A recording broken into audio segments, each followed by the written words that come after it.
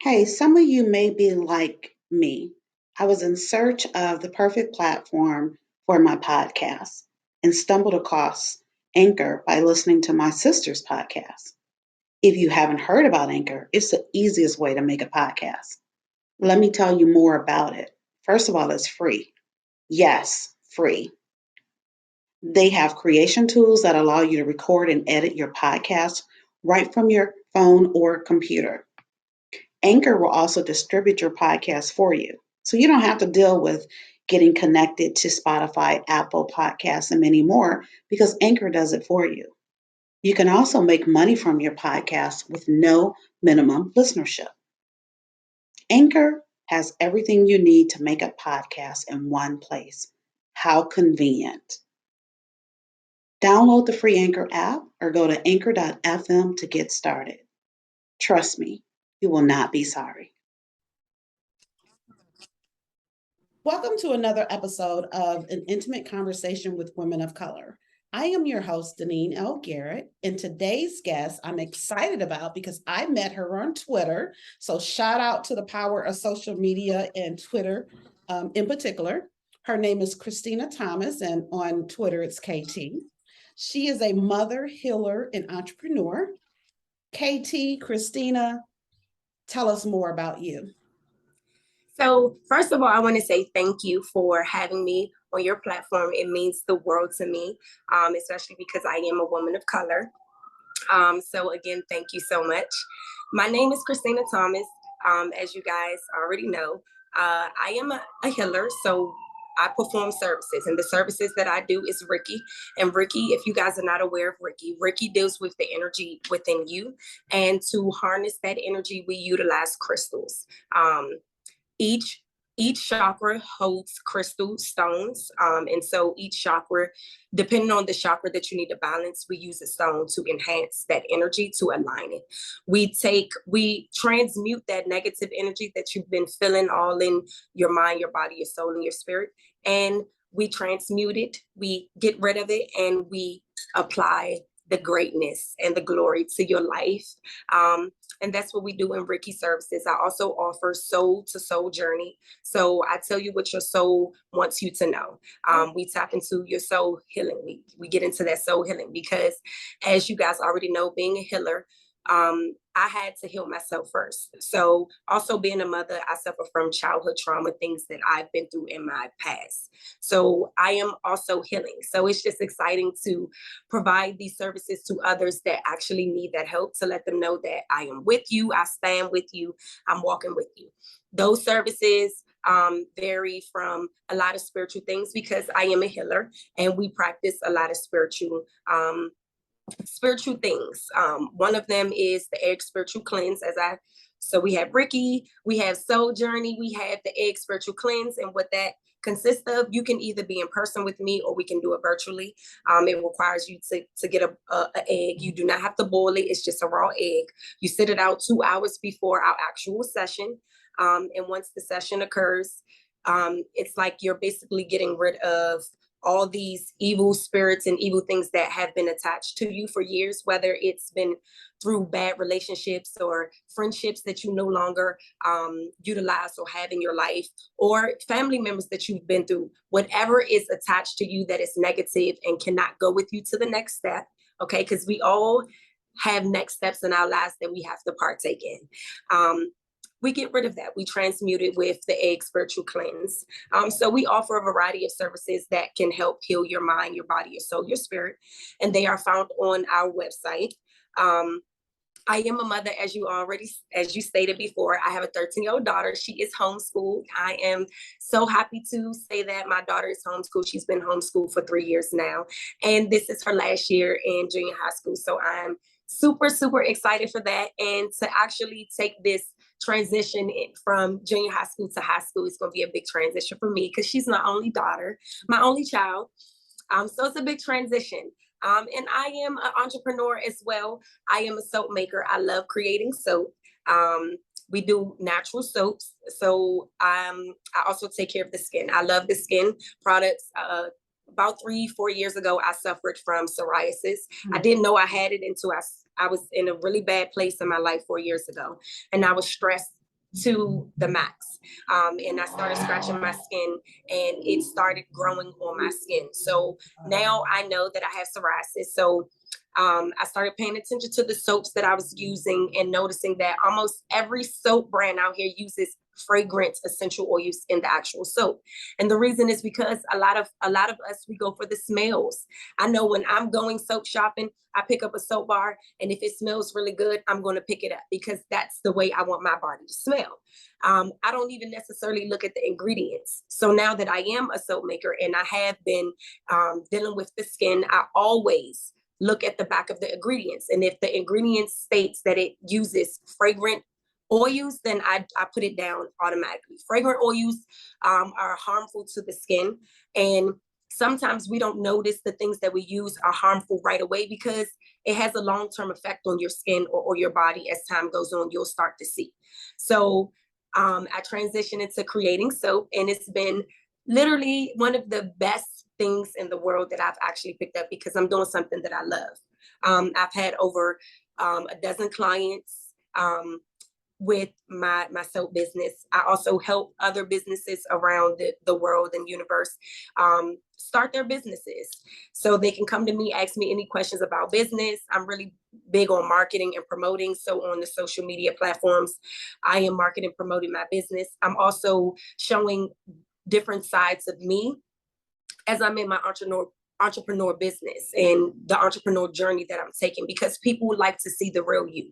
It's not always about selling your products or what you have, but it's about showing them your story in selling your products. So that's what I teach my clients that come to me and ask me questions about business. I call myself a jack of all trades, but I'm not only a jack of all trades. I have learned how to master every trade that I love and have committed myself to doing and working at every day. So not only do we do natural soaps, but in my business, I have an affirmation clothing line. So I'm really big on affirmations. I love affirmations that I am, and speaking the positivity into your life every day, because it's so important to speak that. Sometimes we go out and we need validation from others because we can't validate ourselves. Because of the situation that we're in, sometimes we like to hear a different opinion. A different opinion will confirm what we're already thought. But in my business, I teach my clients how to only need validation from themselves, because a form of validation is people pleasing, and no one wants to people please. Okay, it's about enjoying yourself, enjoying your life, and enjoying what you were put on this earth to do. We all have a purpose, and I love helping other people embrace that purpose, as well as give them the tools that they need. So my business has spiritual tools. We do the soap. That's the skincare, because it's a part of self-care. You have to give back to yourself. Right. And using those products that are healthy and good for your skin, that can keep you glowing and feeling good and very confident within yourself. I love it. We offer sugar scrubs. All of our products that we create are made by me, of course, myself. I'm the only one that I've been in business serving my community and serving other communities for the past 5 years. And I have enjoyed every step of the way. We offer journals. So I'm dropping the journals later on this year. But it is our first burn book journal. And this journal is so special and dear to me because it is about releasing. Moving into the new year, we always have that new year, new me thing. And this book is kind of that. It's new me. It's a new year. Let me write down my goals. But before I write down my goals and write down the things that I want to accomplish in the new year or the year that's coming, I need to release some things that cannot go with me into this new year. So this journal is a burn book release journal, and it's a 30-day journal. It gets into asking you about your life, your just how many kids you got. It's just a really cool and creative book that I created that's going to be dropping later on this year. So that's a little bit about myself. I know I can talk for days and for hours. I'm like, I know, girl, we got questions. I got questions. Like, let me get in and ask some questions. So that's a little bit about me and what I do in my journey. And it's a beautiful journey that you're on. And actually, when you first started talking about the healing, I started getting teary-eyed because when I was reading your bio, I was, thinking about, and I don't know that I had shared this with you at any point, but my sister passed in October of 2020. And, previously I've always put emotions on a shelf. Like, I'm just going to compartmentalize, put them over here and keep it moving. And I did not want to do that with my sister's death. And so, and we'll get to this a little bit later, but I honor her in every podcast. But, what you were talking about with the healing journey, that really resonated with me. And it was something personal, that I could definitely relate to. And so I want to, park there. I want to get into this healing journey. So specifically around the healing, and, you talked about being on this journey, but what actually started it? Like, where are you in it? Who are you helping, and how are you bringing others along, which some of you've already touched on, but I do want to just kind of, sit around there for a little bit on the healing journey. Yes. So I started my healing journey when I was dating my daughter's father. We were young growing up, and we grew up a little bit too fast, I feel. And the energy was very toxic, and it created me to develop insecurities in myself, just lack confidence in who I was. And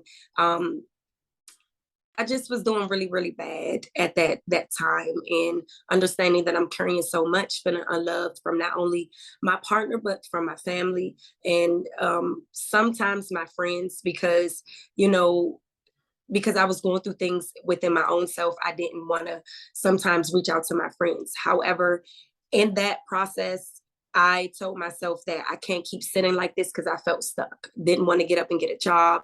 I had a daughter. My daughter was young. I've always been a great mom to my daughter, but still feeling stuck, not bringing in no money, not being able to eat at certain points in time, having to go ask for a lot of things when it came to taking care of my daughter from my daughter's father's side of the family, and also my side of the family.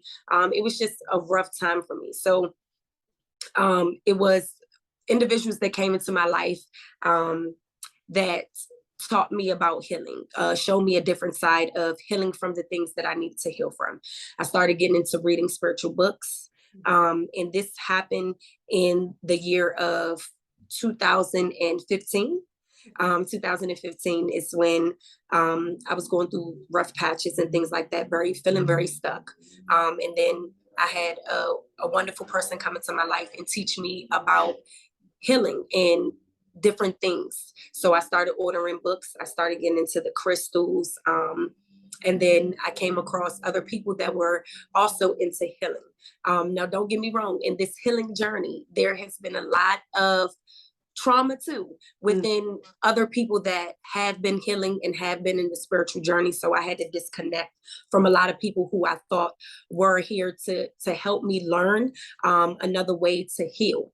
I just had to disconnect from that, because I felt I was growing from the stage that those individuals were currently at. So I've made a lot of mistakes in my healing journey, as well as outside of my healing journey. But in all, I went into a deeper healing in 2018, after I found out that I thought I had breast cancer. And this was, I was one day feeling my breast, and in 2018, I was also stressing too, because in 2009, my daughter's father, in 2008, my daughter's father was shot 5 times. So he's been paralyzed since 2008.